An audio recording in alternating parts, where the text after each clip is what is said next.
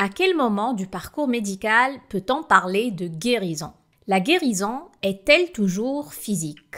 Est-ce qu'on est tous capables de guérir de nos maladies ou mal-être? Quels sont les ingrédients nécessaires pour entamer un processus de guérison et ne plus le quitter? C'est entre autres à ces questions que je vais répondre dans l'épisode du jour. Bonjour et bienvenue dans Désaligné, le podcast qui t'invite à plonger dans des récits doux et intenses à la fois. Je suis Rim, entrepreneur enthousiaste et je suis ta guide dans cette aventure. Il suffit parfois d'écouter une histoire pour que quelque chose en nous se mette à briller. C'est ce que je souhaite à travers chaque épisode de ce podcast. En 2018, la maladie est entrée dans ma vie, m'entraînant dans une introspection profonde pour essayer de comprendre et de m'en sortir. J'ai mis 5 ans pour me libérer de mes freins, guérir de mes douleurs physiques et mentales et reprendre enfin ma place. Désaligné, c'est l'exploration de sujets liés à la santé holistique à travers les expérimentations, les défis et les thérapies qui ont jalonné mon parcours. Mon but, montrer comment transformer ces expériences en une source de force incroyable. Si tu veux sourire, peut-être verser une larme ou deux et surtout réfléchir, tu es au bon endroit. Bonjour à tous, très ravie et surtout émue de vous retrouver pour ce nouvel épisode de Désaligné. Pourquoi émue? Parce que je m'apprête à vous partager un épisode spécial qui clôture cette première saison de Désaligné. Ce podcast m'a fait mettre des mots sur mon incroyable parcours contre la maladie et m'a fait revivre des moments tellement intenses mais pas tout le temps agréables. Mais ça en valait la peine. Si vous me suivez depuis le début, vous savez certainement que je tenais à garder une trace de tout ce que j'ai vécu pendant 6 ans. Et aujourd'hui, je suis tellement fière d'être allée jusqu'au bout de cette aventure. Pour ne rien vous cacher, le début de production de ce podcast a été facile et fluide. Mais plus j'avançais et plus je partageais des souvenirs lourds, plus j'avais du mal à sortir les épisodes. J'avais tellement peur de ne pas tenir mon engagement envers moi-même, mais aussi envers vous. Parce que je sais que la plupart d'entre vous se sont accrochés à mon histoire et se sont mis à attendre chaque semaine la sortie d'un nouvel épisode. Mais maintenant, c'est fait. Je suis en train de tourner ce dernier épisode qui mûrissait dans mon imagination depuis le début. Et je suis tellement fière de moi car j'ai tenu bon et ce n'était pas facile. Et vous allez comprendre pourquoi à la fin de cet épisode. Suspense, suspense! Alors, de quoi va-t-on parler aujourd'hui? Eh bien, on va parler de guérison. Figurez-vous que ce mot n'existait pas dans mon vocabulaire au début de mon parcours il y a maintenant 6 ans. Jamais je pensais guérir, revivre un bien-être physique et mental continu et que ça pouvait durer des mois, voire des années. La guérison dont je vais vous parler dans cet épisode est avant tout une guérison mentale.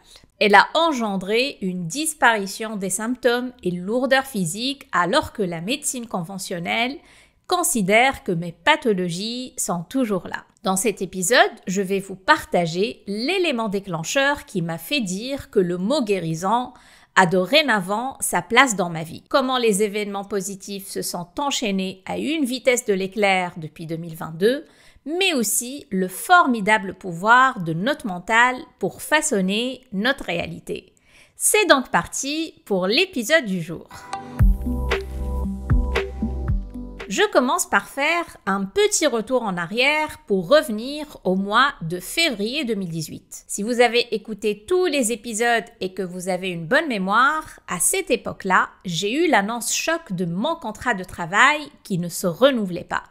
Et je m'apprêtais à vivre mon premier burn-out. Pour me vider l'esprit, mon compagnon me propose un séjour à la montagne et d'essayer le ski pour la première fois de ma vie. Je ne vais pas y aller par 4 chemins, mais ce fut une expérience physique plus que chaotique. On s'est inscrit à un cours collectif pour débutants et je n'ai même pas tenu 15 minutes. Impossible de supporter le froid intense, de faire les exercices basiques, même de marcher avec des skis sur de la neige plate, de porter le poids de mon corps. Pour ne pas retarder le groupe, le moniteur me propose de rester en bas des pistes et de réessayer toute seule. Et part avec les autres. J'ai pleuré toutes les larmes de mon corps de déception. Je me sentais tellement impuissante et faible. Ce qu'il faut noter, c'est que mon compagnon est un grand sportif, adepte de la neige et de la glisse depuis toujours. Je voulais lui faire plaisir en apprenant à skier, pour l'accompagner à 2 futurs séjours à la montagne. Avec ce fiasco, on a compris tous les deux que c'était mal parti.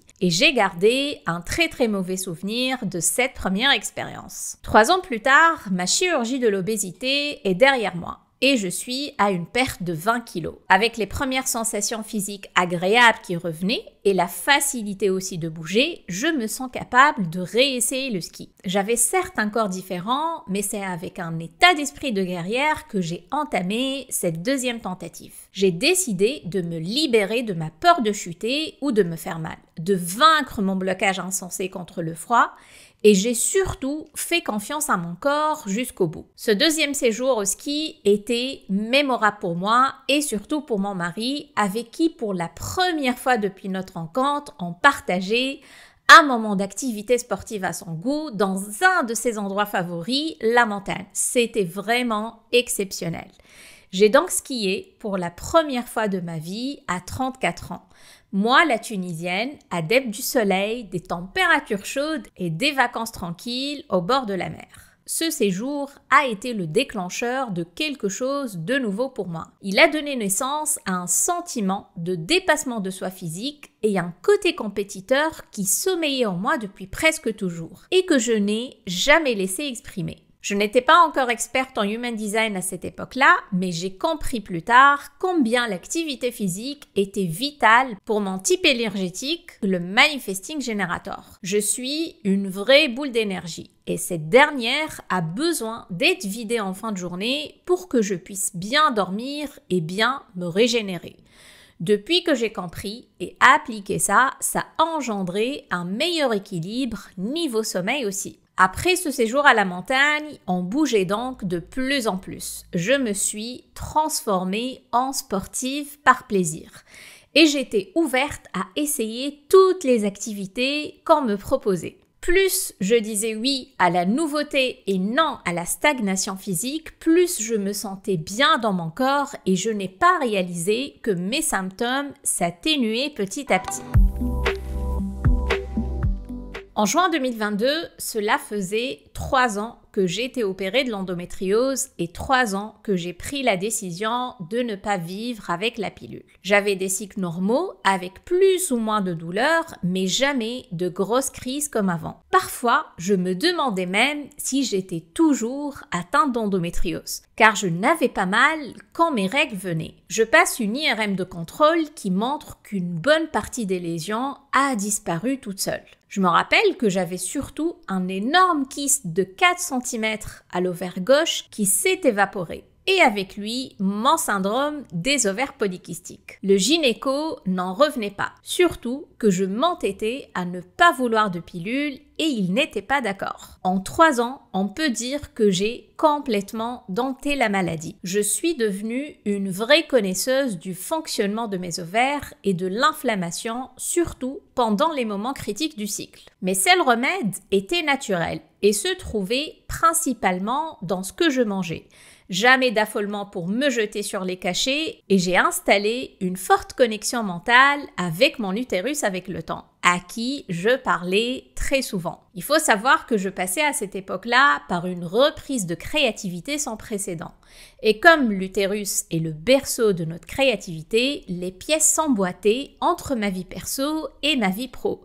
Et l'élan de créativité que je vivais me nourrissait à l'intérieur et calmait la maladie et vice-versa. Et c'est d'ailleurs à cette époque-là que j'ai repris confiance en ma féminité et que j'ai décidé d'attaquer la partie sexualité, fertilité et la fameuse rencontre avec mon intimité.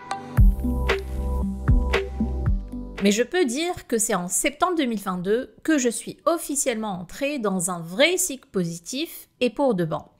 La première semaine, je fais ma première séance chez la kiné en rééducation périnéale. Et j'essaie en parallèle et pour la première fois l'acupuncture. Je tombe sur un médecin acupuncteur exceptionnel, La séance me fait un bien fou, je dors comme un bébé cette nuit-là et les bienfaits ne s'estampent pas. Fin de semaine, je prends le train direction la Suisse pour assister à une immersion business qui va être un vrai tremplin pour mon activité. C'était la première fois que je me déplaçais toute seule sans mon mari en 4 ans. Et je prends à ce moment-là une décision que j'aurais jamais imaginé prendre auparavant. Partir sans ma grande trousse de médoc que je transporte au cas où avec moi, mais aussi sans mes ordonnances, etc. Je décide de lâcher prise et de quitter la case du voyageur malade qui s'alourdit de plein de choses durant son voyage pour se rassurer. D'ailleurs, je lâche tellement prise que j'oublie mon sac à dos à la maison. Je m'en suis rendu compte une fois sur le quai pour prendre le train. Et ma première réaction était de rire de moi et de m'auto-féliciter de ce lâcher-prise total. L'immersion en Suisse était organisée par Margot Klein, une entrepreneure qui m'inspirait beaucoup depuis des années, avec un style tellement trash. Elle était différente de moi et m'attirait tellement. Émotionnellement et énergétiquement, l'immersion n'était pas évidente à vivre. J'ai souvent laissé mes larmes couler sans pouvoir les contrôler devant les autres entrepreneurs. Et ça fait aussi ressortir des choses que je ne voyais pas encore jusqu'à l'immersion. D'habitude, quand je vivais des moments aussi intenses, je rentrais le soir avec une migraine et un corps totalement lessivé. Mais bizarrement, mon énergie pendant ce séjour était complètement différente. Je suis rentrée à Paris totalement requinquée, même s'il fallait des semaines pour digérer et laisser infuser tout ce qui s'est passé durant l'immersion. La semaine qui suit, je prends une autre décision radicale. Je vois mon rhumato et je lui dis que je veux arrêter mon traitement contre la polyarthrite. Je ne voulais plus vivre sous immunosuppresseurs, être sous la menace continue d'infections et de virus et avoir un système immunitaire faible et limité. Maintenant que j'ai réussi à dompter l'endométriose et que mes lésions se sont calmées, je me sentais prête à faire de même pour la polyarthrite, même s'il s'agit d'une pathologie plus lourde que l'endométriose. Le rhumato comprenait ma décision, mais m'a quand même informé du risque que les crises inflammatoires allaient venir à n'importe quel moment et qu'elles risquaient aussi d'être plus violentes que d'habitude.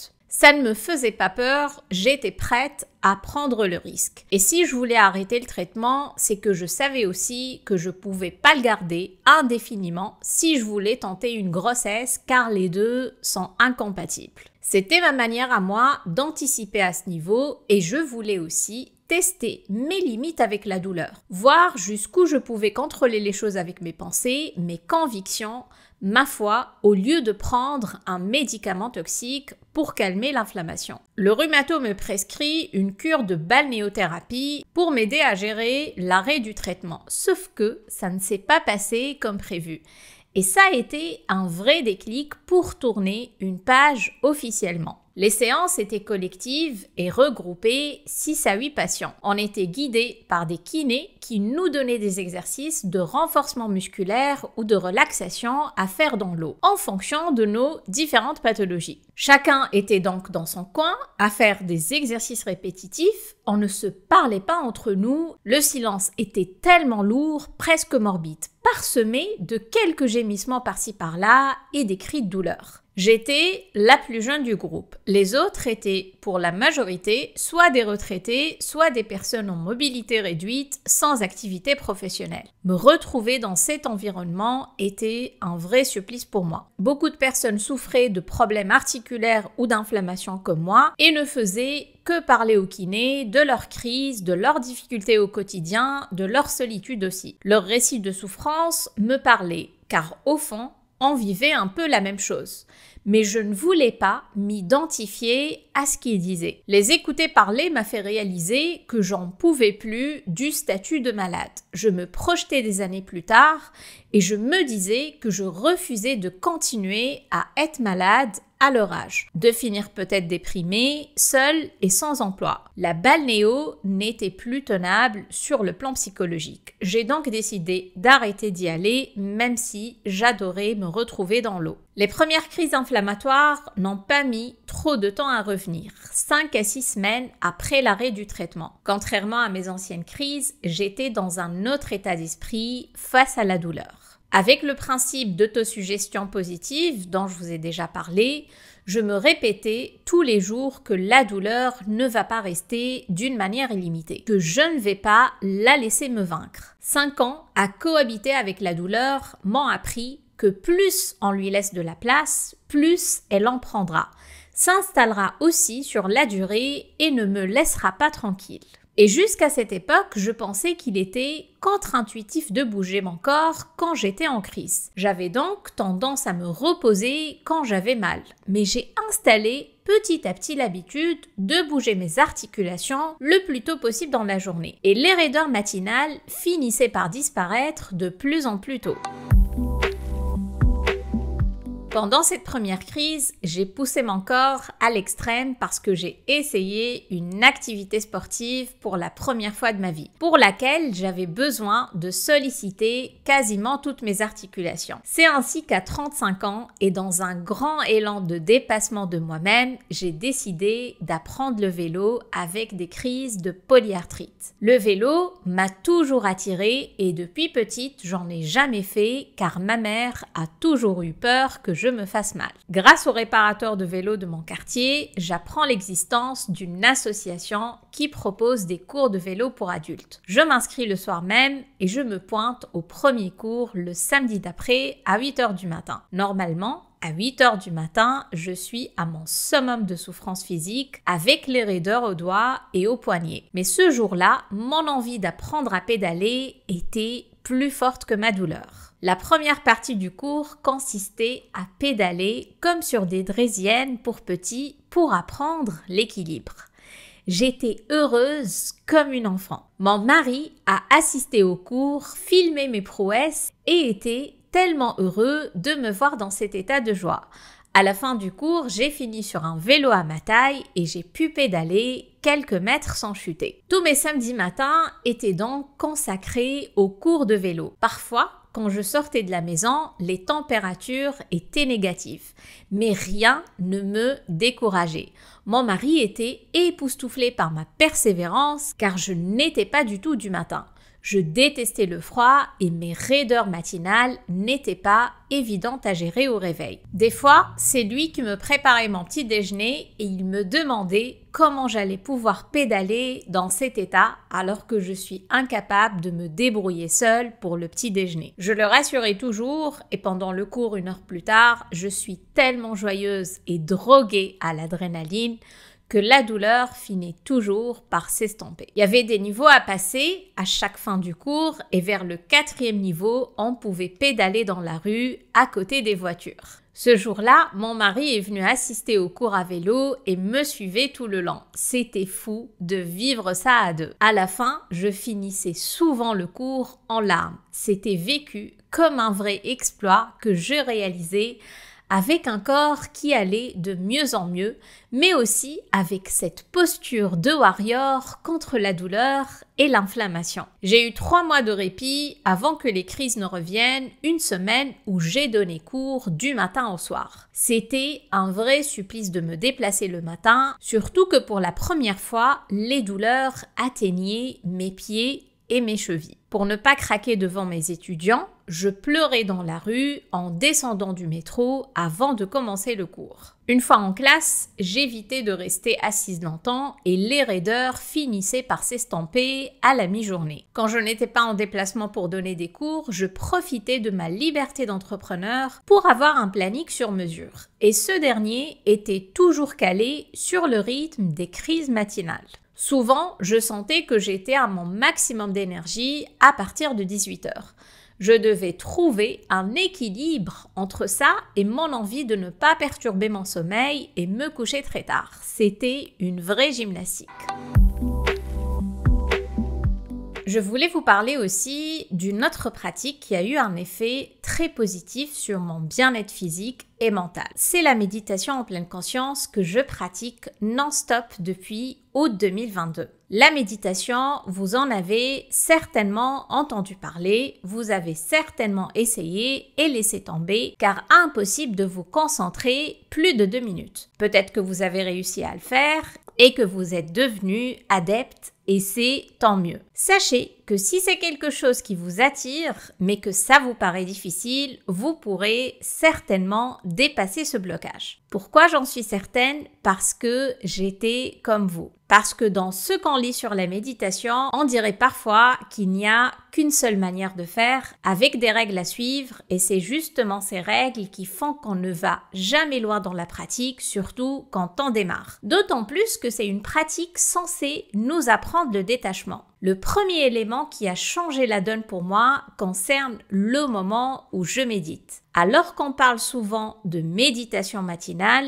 je me suis rendu compte après plusieurs tentatives que c'est ce créneau matinal qui constituait le premier blocage. Donc j'ai essayé de trouver mon timing parfait. Pour moi, c'est le soir. Et la méditation s'insère dans une routine de sommeil bien rodée depuis bientôt 2 ans. Car avant, avec mon mental qui ne s'arrêtait pas, j'avais du mal à trouver le sommeil et je faisais beaucoup d'insomnie. La deuxième injonction par rapport à la méditation, c'est le fait que quand nos pensées nous emmènent ailleurs que dans le fameux moment présent, l'exercice n'est pas réussi. En acceptant qu'au début, je ne puisse jamais déconnecter et arrêter de penser à mes sujets du moment, j'ai pu justement arriver rapidement au fameux moment présent. Au début, la méditation a été seulement vécue comme du repos physique, chose que je ne me permettais que rarement étant hyperactive. Mais plus mon corps se reposait, plus ça a aidé mon mental à déconnecter sans pression. Je médite donc tous les soirs sans exception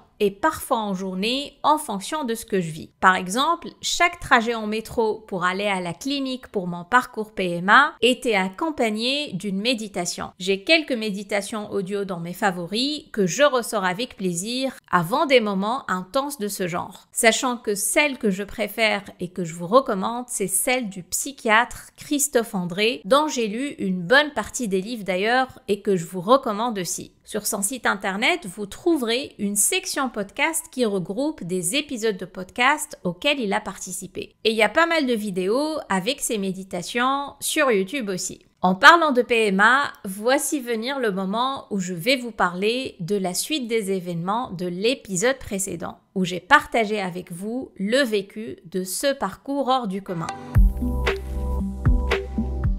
Si vous êtes familier avec le parcours PMA ou FIV et que vous avez peut-être lu ou vu des choses dessus dans les médias, vous avez certainement remarqué qu'on parle souvent d'un parcours du combattant, d'un combat pour donner la vie, comme on parle d'un combat pour lutter contre une maladie. Quand j'ai démarré la FIV en août dernier, je ne voulais pas parler de combat et la considérer comme quelque chose de difficile. Même si en soi ça l'est, surtout quand les échecs de tentatives s'enchaînent et nous éloignent de réaliser ce rêve d'être maman. Quand j'ai perdu mes 2 embryons, c'est là que j'ai réellement commencé à m'intéresser au parcours d'autres femmes sur Internet. Et j'ai remarqué qu'une bonne majorité avait un point en commun. 0 suivi thérapeutique. Elles étaient complètement perdues sur le plan psychologique. Avancées dans le parcours avec beaucoup de lourdeur quand elles parlaient de leur couple, de la relation qu'elles ont avec leur corps, avec leurs proches, etc.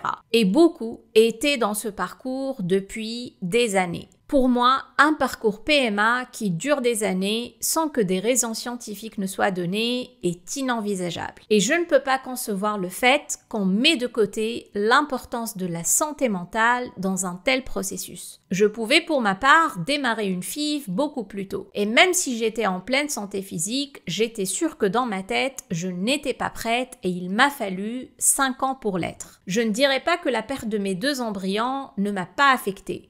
Mais tout le travail thérapeutique entamé depuis 2018 m'a rendu tellement solide pour supporter ce genre d'échec aujourd'hui. Les mémoires familiales, celles du corps physique, le bagage transgénérationnel, la symbolique des maladies, la souffrance de l'utérus, le dérèglement des hormones, la gestion des pensées et tant d'autres sujets ont été creusés de fond en comble depuis 6 ans et m'ont permis de comprendre mon unicité en tant qu'être humain et le sens de tout ce que je vivais depuis longtemps comme souffrance et comment cela pouvait s'arrêter. Je préparais aussi le terrain pour le rôle de maman. Jamais je ne pensais être maîtresse de moi-même autant qu'aujourd'hui.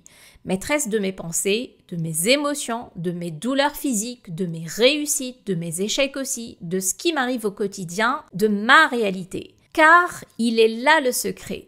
Nous créons notre réalité et on ne guérit jamais si on pense que la cause et la solution à nos souffrances sont extérieures à nous. À partir du moment où l'on prend la responsabilité de ce qui nous arrive de mauvais, tout s'aligne pour accueillir le bon derrière. Et on est armé pour subir les prochaines secousses car le chemin n'est jamais plat. Et c'est ce qui est bon dans l'aventure qu'on vit en tant qu'être humain. Si vous avez écouté ou regardé le dernier épisode, je vous ai dit que ma première FIV m'a offert 3 beaux embryons et que 2 n'ont pas eu la chance de continuer leur chemin vers la vie. Ce que je ne vous ai pas dit, c'est que le 3e est un vrai guerrier, car il continue de vivre en moi depuis. Au moment où j'enregistre cet épisode, cela fait exactement 30 semaines et 1 jour que je vis avec un miracle qui pousse à l'intérieur de moi et que j'ai hâte de rencontrer dans quelques temps. C'est le secret que j'ai gardé difficilement depuis le début de Désaligné et que je partage avec beaucoup d'émotion aujourd'hui. Le voilà, le vrai signe de guérison. La fabuleuse vie qui se crée et en plus, elle se fait dans une douceur incroyable que j'ai hâte de vous raconter dans la 2e saison de Désaligné. Je ne voyais pas de meilleure manière de clôturer cet épisode et cette saison. Merci d'avoir partagé cette aventure avec moi. Merci de m'avoir écouté chaque semaine et merci pour vos retours sur mes histoires. Désalignées, c'est mon histoire, mais c'est aussi celle de toutes les femmes désalignées qui souffrent d'une manière ou d'une autre et qui, un jour, décident de reprendre le contrôle de leur vie, de se libérer de leur chaîne et de prendre enfin la place qu'ils méritent sur tous les plans. Je vous souhaite un très bel été et il ne me reste qu'à vous dire à très bientôt!